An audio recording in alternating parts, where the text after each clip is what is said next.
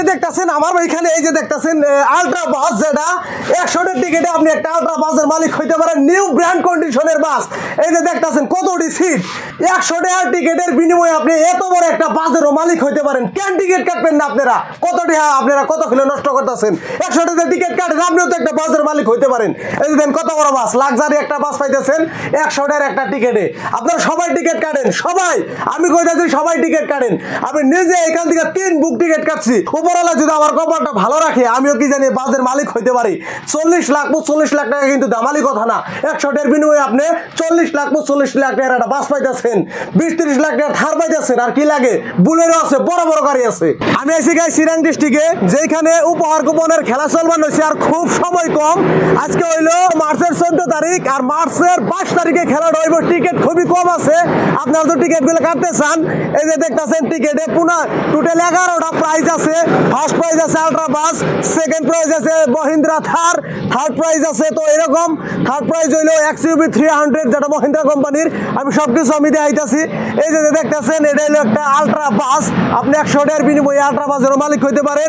আপনি 100 টাকার বিনিময়ে এই যে দেখতেছেন থার, এই থারেরও মালিক হইতে পারেন। 100 টাকার বিনিময়ে আমি আরো কিছু গাড়ি আছে আমি আপনাকে দেখাইতেছি, থারের মালিক হইতে পারেন, যেটা হলো সেকেন্ড নাম্বার প্রাইজ।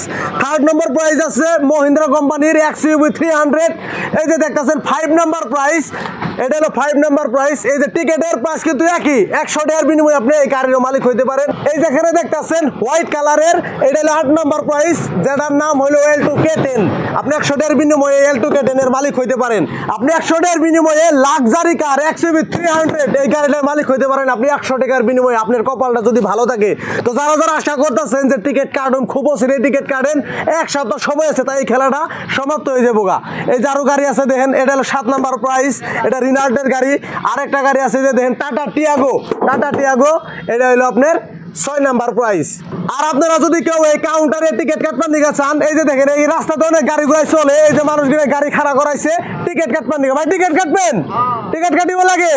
দেন এটা 4 জায়গা আছে অলরেডি, তার বাদেও মানে হ্যাঁ আচ্ছা বড়িয়া 4 জায়গাটা আছে ইয়ার লগে অলরেডি, তার বাদেও মানে এই যে এইগুলা গাড়ি পাওয়ার আশায় টিকিট কাটবার হয়েছে।